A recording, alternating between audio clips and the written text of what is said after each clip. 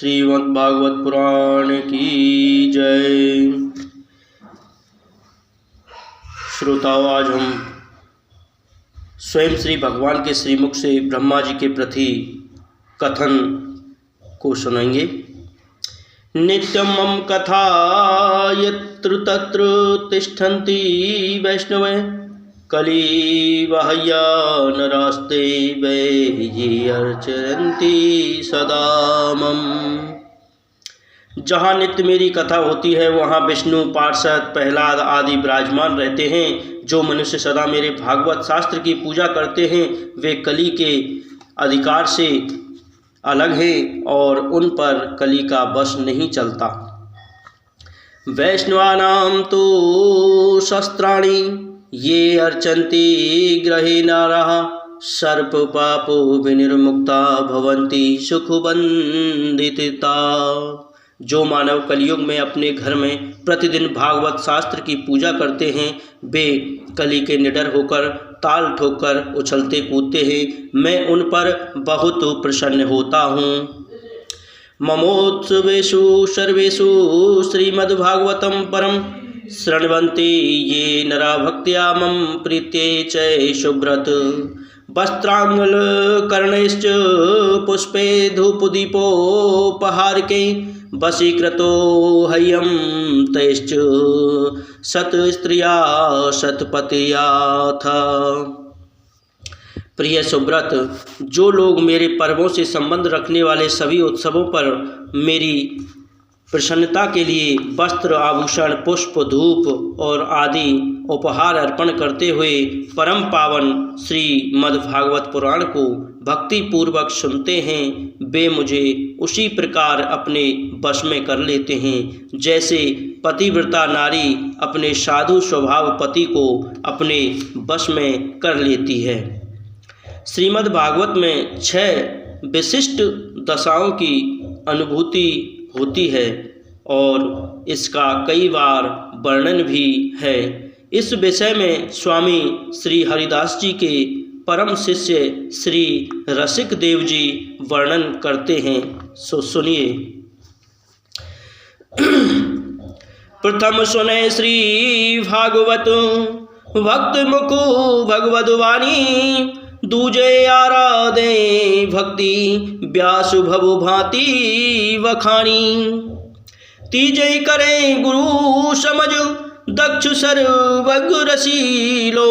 चौथे होए विरक्त बसे वृंदावन माज रसीलो। पांचे भूले देह सुध तब छठे भावना रास की। साते पावे रीति रस श्री स्वामी हरिदास की। बोलो श्रीमद्भागवत पुराण की। स्वामी हरिदास जी कहते हैं, प्रथम अमृतमय श्रीमद्भागवत की कथा भगवत भक्त के ही मुख से सुने। दूसरे व्यास आदि कवियों ने जो नवधा यानी कि 9 प्रकार के 9 लक्षण जो भक्ति के बतलाए हैं उनका स्मरण रखें। तीसरे गुरु कथावाचक सभी पुराण, इतिहास और कर्मकांड कराने में पूर्ण एवं रसीला जिसकी वाणी में सुरीलापन हो। चौथे संसार की सभी कामनाओं से वैराग्य धारण कर लें। पांचवें अपने देह गेह की सुध को भुला दें और तब छठे भगवान श्री कृष्ण की रासलीला का ध्यान करें। स्वामी श्री हरिदास जी कहते हैं, जब वैरागियों जैसे रीति और प्रेम रस में गोते लगाओगे तब प्रभु प्रत्यक्ष हो जाएंगे।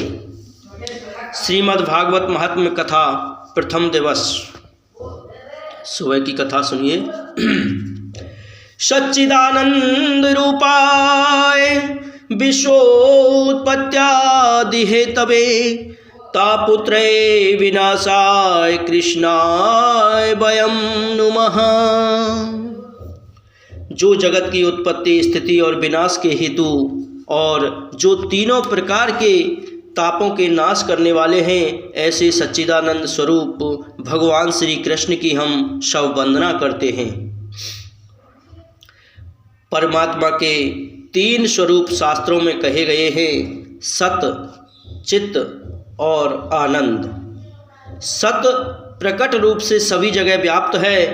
चित्त, मौन तथा आनंद अप्रकट है। जड़ वस्तुओं में सत और चित्त है परंतु आनंद नहीं है। जीवों में सत और चित्त प्रकटता है परंतु आनंद नहीं है।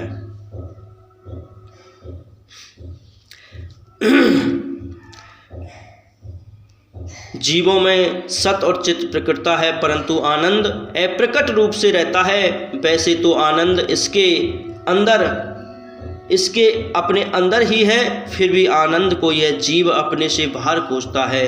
क्योंकि मनुष्य नारी देह गेह धन संपत्ति आदि में आनंद खोजता है, जबकि आनंद तो इसका अपना स्वरूप है। आनंद तो आपके अपने अंदर ही विराजमान है, उसे किसी अन्य वस्तुओं में खोजने की आवश्यकता है ही नहीं।